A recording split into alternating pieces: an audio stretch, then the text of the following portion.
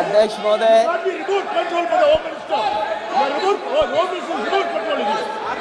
अध्यक्ष महोदय, अध्यक्ष महोदय, अध्यक्ष महोदय,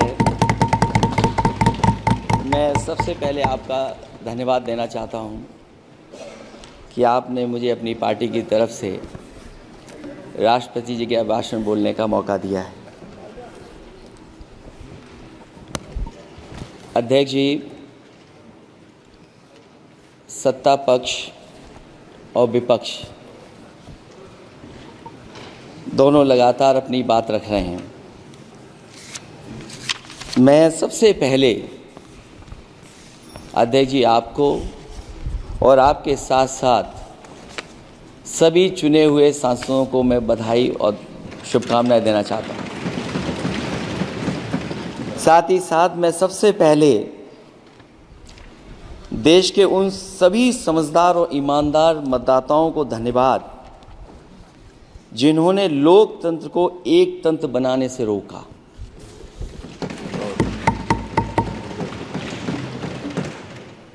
चुनाव के समय पर अध्यक्ष जी ऐसा कहा गया कि 400 पार। मैं समझदार जनता को फिर एक बार धन्यवाद दूंगा और मैं कुछ कहना चाहता हूं कि आवाम ने तोड़ दिया हुकूमत का गुरूर, दरबार तो लगा है पड़ा गमगीन में बेनूर है पर। अध्यक्ष महोदय, दरबार तो लगा है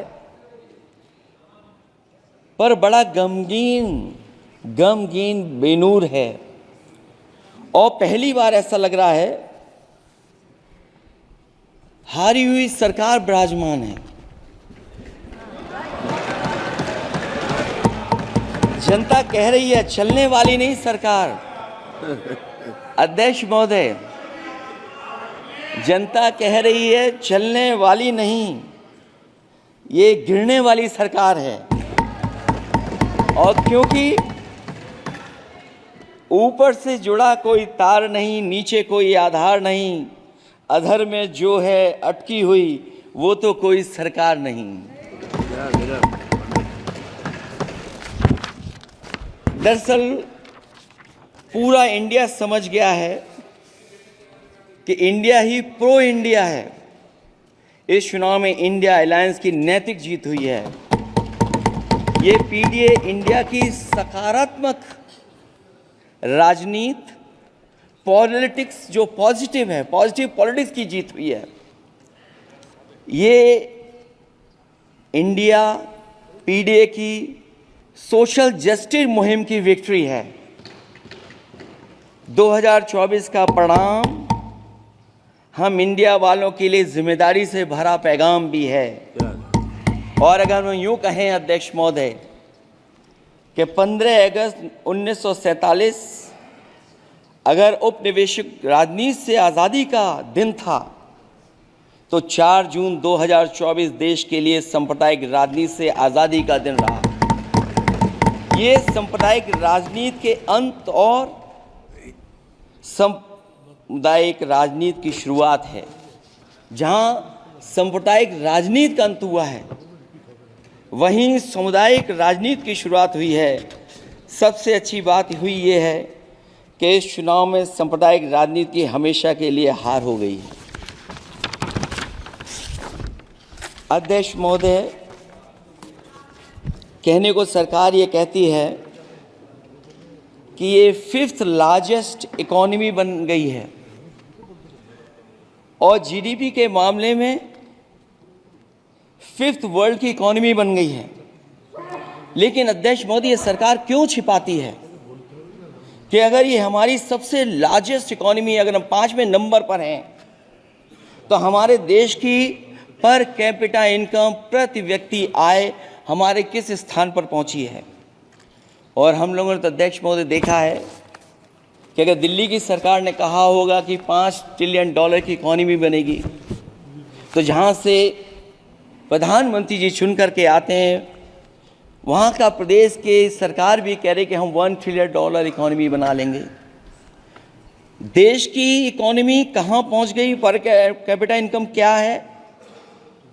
लेकिन अगर उत्तर प्रदेश की इकोनॉमी को अगर $1 ट्रिलियन की इकोनॉमी बनना है तो कम से कम 35% की ग्रोथ चाहिए। मुझे नहीं लगता है कि 35% की ग्रोथ उत्तर प्रदेश पा पाएगा। हम हंगर इंडेक्स में कहाँ खड़े हैं, नीचे से कहाँ हैं। जो 5th लार्जेस्ट इकोनॉमी की बात कर रहे हैं वो इनइक्वालिटी के पैरामीटर पे कहाँ खड़े हैं, वो हैप्पीनेस इंडेक्स में कहाँ खड़े हैं। और जो लोग चुनाव को अपने तरीके से मोड़ते हैं, मैं उन्हें कहना चाहता हूं कि अध्यक्ष महोदय, इस चुनाव के परिणाम ने तोड़ने वाली राजनीति को तोड़ दिया है और जोड़ने वाली राजनीति की जीत हुई है। इस चुनाव में धन छल बल की नकारात्मक राजनीति की शिकस्त हुई है। ये चुनाव जो देश का हुआ, ये सकारात्मक राजनीति का नया दौर शुरू हुआ है। इस बार प्रो कॉन्स्टिट्यूशन वालों की जीत हुई है। हम मानते हैं संविधान ही संजीवनी है, उसी की जीत हुई है। ये संविधान मंथन में संविधान रक्षकों की जीत हुई है। अब ऊपर से नीचे की राजनीति का अंत हो गया है। अब नीचे से जो समाज की जो आवाज़ उठेगी वही राजनीति का आधार बनेगी। मैं कहना चाहता हूं कि देश किसी की व्यक्तिगत महत्वाकांक्षा से नहीं, जन आकांक्षा से चलेगा। मतलब अब मनमर्जी नहीं, जनमर्जी चलेगी। इस चुनाव का बड़ा पैगाम यही है।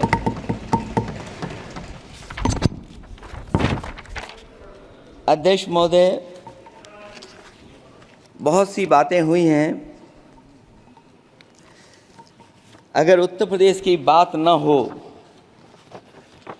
क्योंकि अध्यक्ष महोदय सबसे बड़ा प्रदेश जहाँ है, उसने हर बार दूसरे दल को समर्थन देकर के सरकार बनाई। मैं उन्हीं लोगों से कहना चाहता हूँ कि लोग क्यूटो की फोटो लेकर बनारस की गलियों से लेकर के गंगा जी तक ढूंढ रहे हैं। उनको लगता है जिस दिन माँ गंगा साफ हो जाएंगी, शायद उस दिन कहीं क्यूटो उसकी गोद में कहीं मिल जाएगा। बनारसी लोग चाहते हैं कि कोई गंगा जी के भी तल में उतरकर उसका दर्द भी जाने। उत्तर प्रदेश की जनता का बस यही आग्रह है कि जिस गंगा जल को हाथ में लेकर सच कहने की कसम खाई जाती है, कम से कम उस गंगा जल से तो झूठ ना बोला जाए।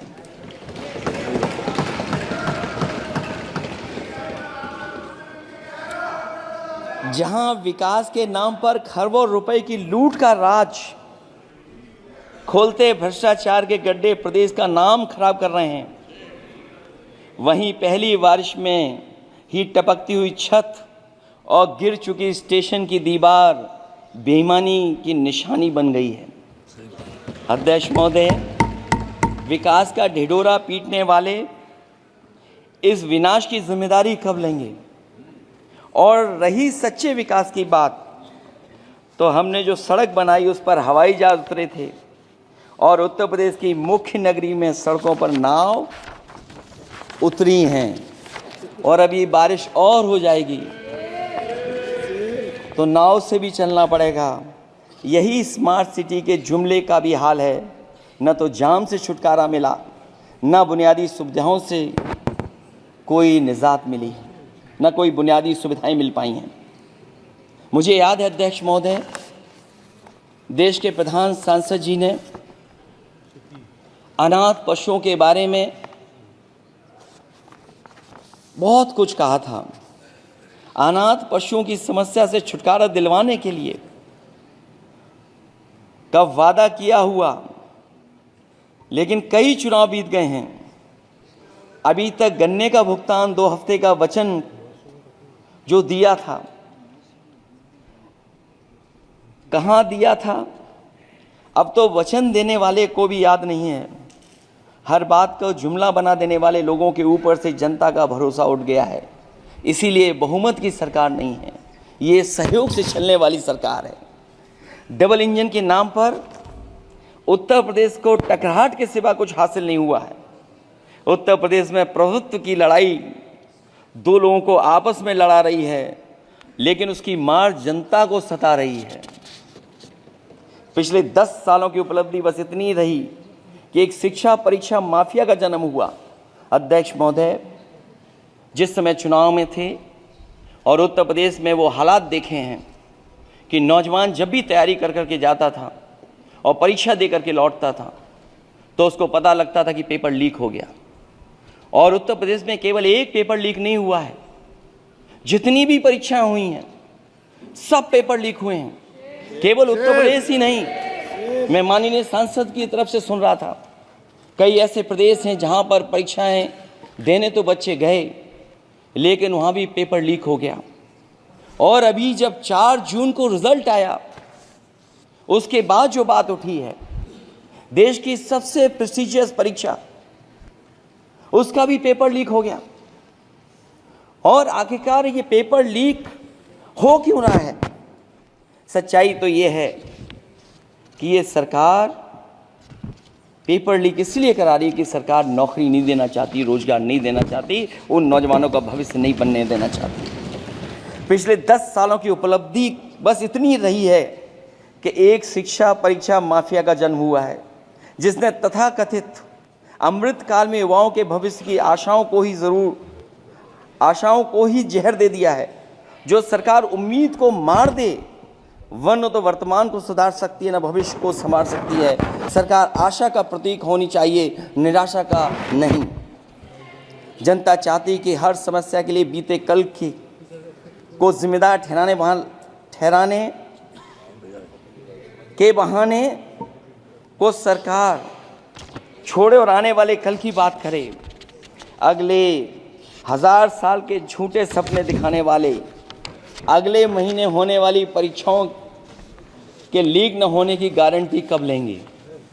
जनता अब न तो किसी बहकावे में आएगी और न किसी के बहलावे फुसलावे में आएगी।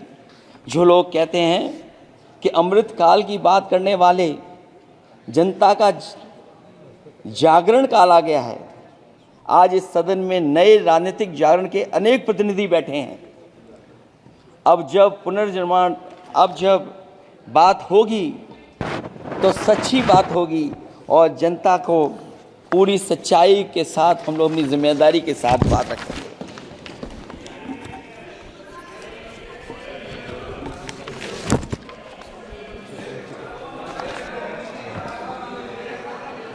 अध्यक्ष महोदय, एक जीत और हुई है, एक जीत और अध्यक्ष महोदय हुई है। मैं जानता हूं सत्ता पक्ष बैठे वाले लोग समझ गए होंगे। अयोध्या की जीत भारत के परिपक्व मतदाता की लोकतांत्रिक समझ की जीत है। और हम तो अध्यक्ष महोदय यही सुनते आए हैं, होए वही जो राम रची राखा, ये है उसका फैसला। अध्यक्ष महोदय, होई वही जो राम रची राखा, ये है उसका फैसला, जिसकी लाठी में नहीं होती आवाज। जो करते थे किसी को लाने का दावा, वो हैं खुद किसी के सहारे के लाचार।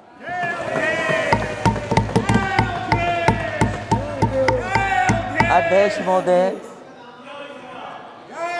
मैं फिर कह देना चाहता हूं, होए वही जो राम रची राखा,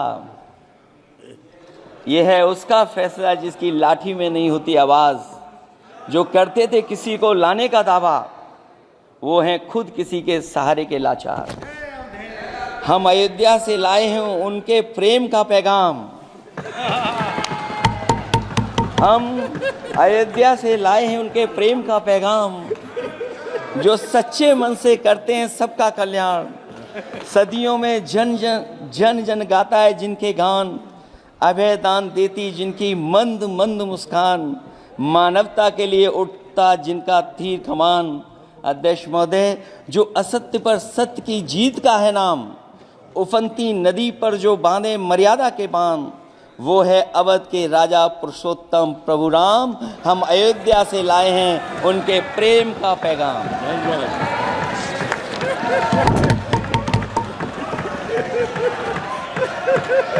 अध्यक्ष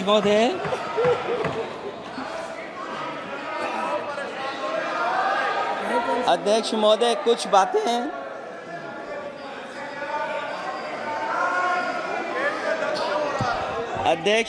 कुछ बातें समय और काल से परे होती हैं। इसलिए आज यहाँ उत्तर प्रदेश के सदन में पढ़ा गया एक शेर याद आ गया, जो तब सही था अब और सही साबित हो रहा है। इजाजत हो अध्यक्ष जी तो मैं अर्ज करूं। हजूरे आला आज तक खामोश बैठे इसी गम में,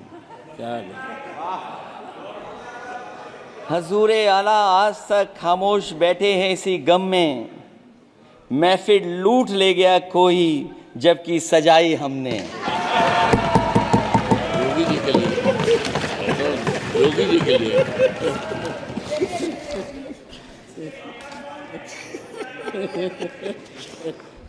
अध्यक्ष महोदय,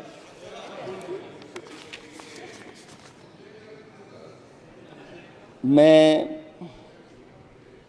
मॉडल ऑफ कंडक्ट जब चुनाव हुआ, लागू हुआ, उस समय मैंने देखा कि कुछ लोगों पर मेहरबान रही सरकार और कमीशन भी। कई मैं बहुत डिटेल में नहीं जाना चाहता हूं अध्यक्ष महोदय, लेकिन कहीं ना कहीं प्रश्न उस संस्था पे भी लगा है, और अगर उस संस्था पर प्रश्न लगा है तो लगाने वाली सरकार की वजह से लगा है। इसलिए अगर निष्पक्ष होगी वो संस्था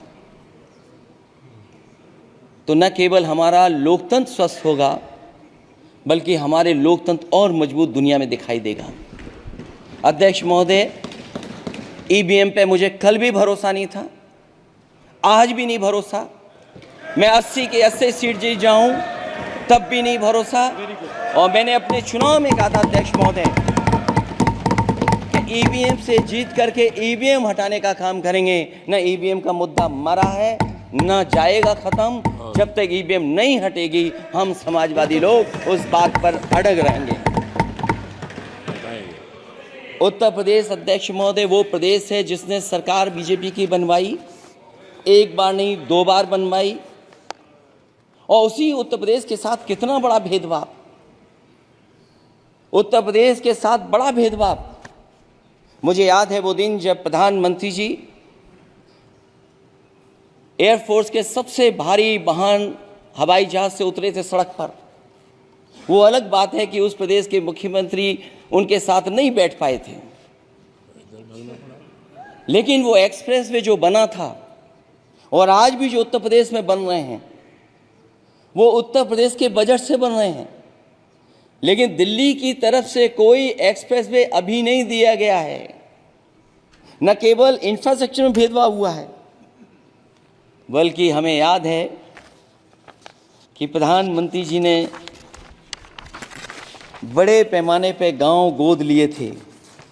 और सोचिए, अगर देश के प्रधान सांसद अगर किसी गांव को गोद ले लें और उस गांव की तस्वीर न बदले तो शायद मैं नहीं समझता हूं कि किसी गांव की तस्वीर 10 साल में बदली होगी।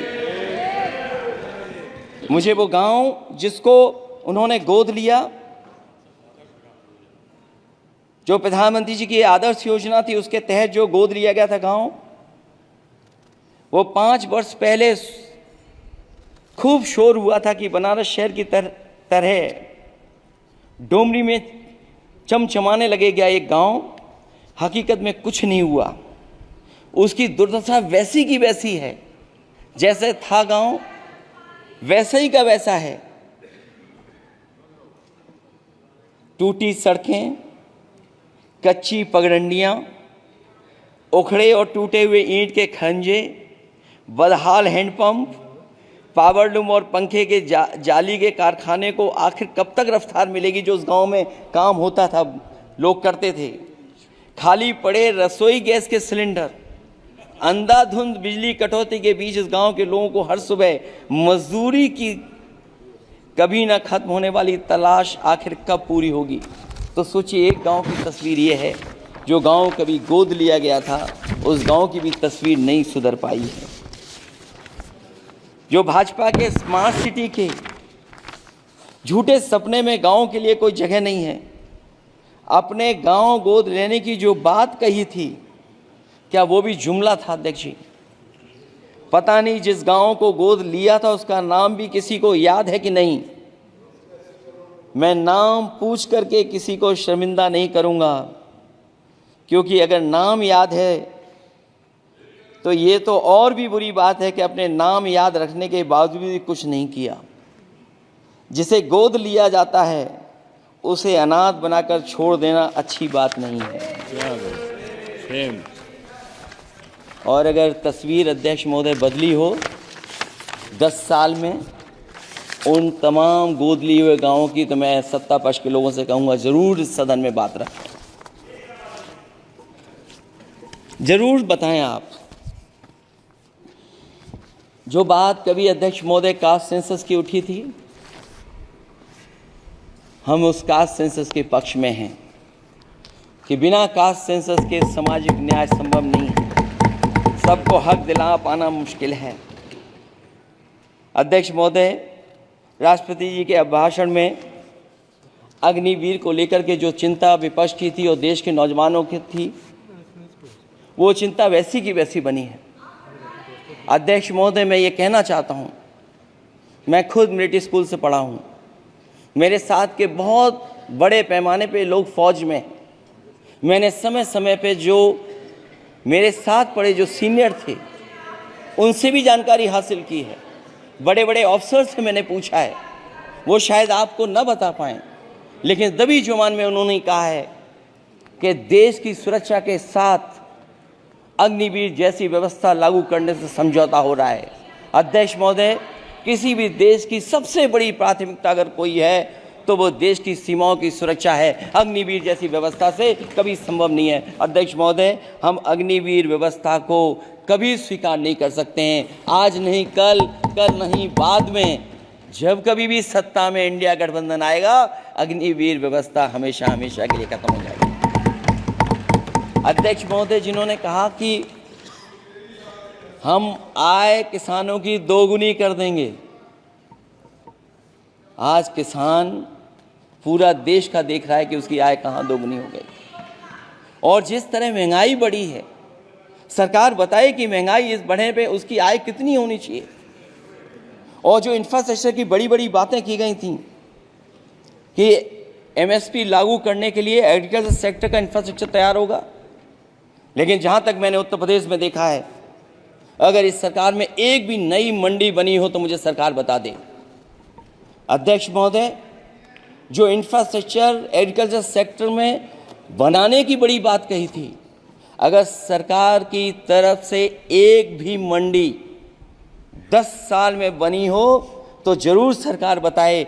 जो सरकार मंडी नहीं बना सकती है उस पर एमएसपी का भरोसा कैसे कर सकते हैं? जिन्होंने एमएसपी का भरोसा दिलाया था।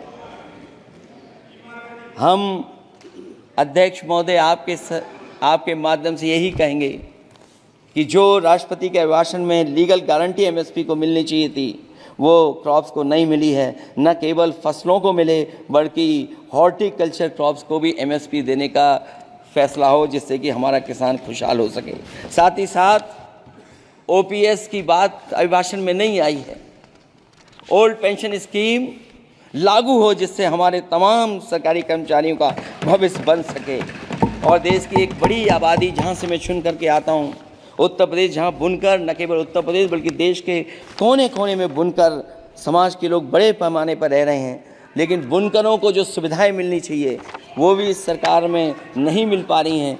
जो प्रदेश सरकारों ने कभी बुनकरों के लिए योजनाएं चलाई थीं वो भी अध्यक्ष महोदय बंद कर दी हैं। मैं अंत में इतना ही कहना चाहूँगा कि इस सरकार ने नौजवानों को नौकरी नहीं दी है, नौकरी और रोजगार उनसे छीने हैं,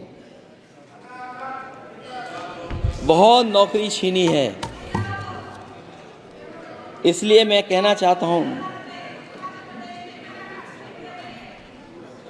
अध्यक्ष जी, इसलिए मैं कहूँगा कि आपके राज में न नौकरी की उम्मीद है न रोजगार, क्योंकि आपने छोटे कारोबारी तक को इतना छोटा बना दिया है कि न तो वो अपना पेट भर सकता है न किसी को नौकरी पर रख सकता है। जो कुछ पद निकलते भी हैं तो उन पर लेटरल एंट्री के नाम से पिछले दरवाजे से कुछ खास संगी साथियों को रख लिया जाता है। आरक्षण का हक नॉट फाउंड सुटेबल के नाम पर हड़पा जा रहा है। और अध्यक्ष महोदय, आरक्षण के साथ इतनी खिलवाड़ किसी सरकार ने नहीं की होगी जितनी खिलवाड़ इस सरकार ने की है। जहां सरकारी नौकरियां नहीं दी जा रही हैं, और सरकारी नौकरियां इसलिए नहीं दी जा रही हैं क्योंकि उन्हें आरक्षण देना पड़ेगा। जिस प्रदेश से मैं आता हूं वहाँ सबसे बड़े पैमाने पे नौजवान बेरोजगार है। और पिछले 10 साल में जो पेपर उन्होंने लीक कराए हैं वो इसीलिए कराए हैं क्योंकि नौकरी ना देनी पड़े, और अगर नौकरी देनी पड़ेगी तो उन्हें आरक्षण भी देना पड़ेगा। ये जानबूझ करके सरकार नौकरी और आरक्षण के साथ खिलवाड़ कर रही है।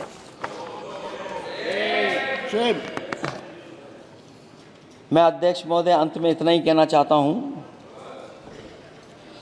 आशा है ये सरकार तब तक चलेगी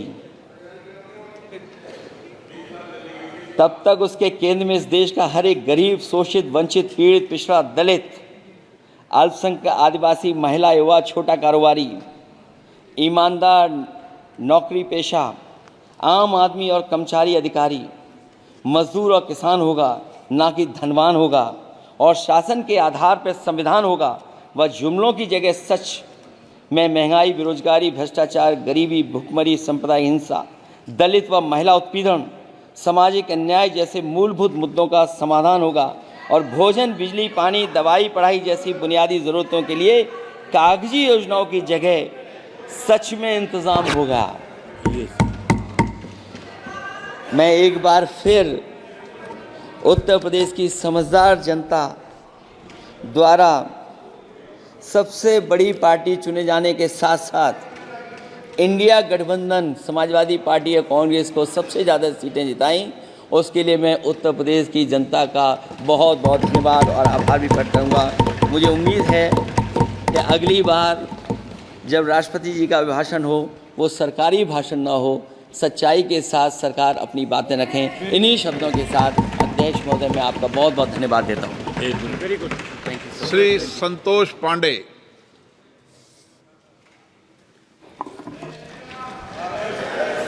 सम्माननीय अध्यक्ष महोदय, मैं आपके प्रति कृतज्ञ हूँ। आपने मुझे आज कीमती समय बोलने के लिए अवसर प्रदान किया। मैं सबसे पहले अपने छत्तीसगढ़ के और उन राजनांदगांव क्षेत्र के समस्त जनता का, मतदाता का भी आभार प्रदर्शन करता हूँ और आप सबके वरिष्ठों के प्रति मैं कृतज्ञ हूँ। आप सबको हृदय से शुभकामना। महोदय, अभी कल से जब से शुरू हुआ रात को 12 बजे तक जो चला, जिस प्रकार से अभी अखिलेश जी बोल रहे थे, और कल जब शुरुआत हुई तो नेता प्रतिपक्ष राहुल गांधी जी ने जिस प्रकार की बातें की, आज जब अखिलेश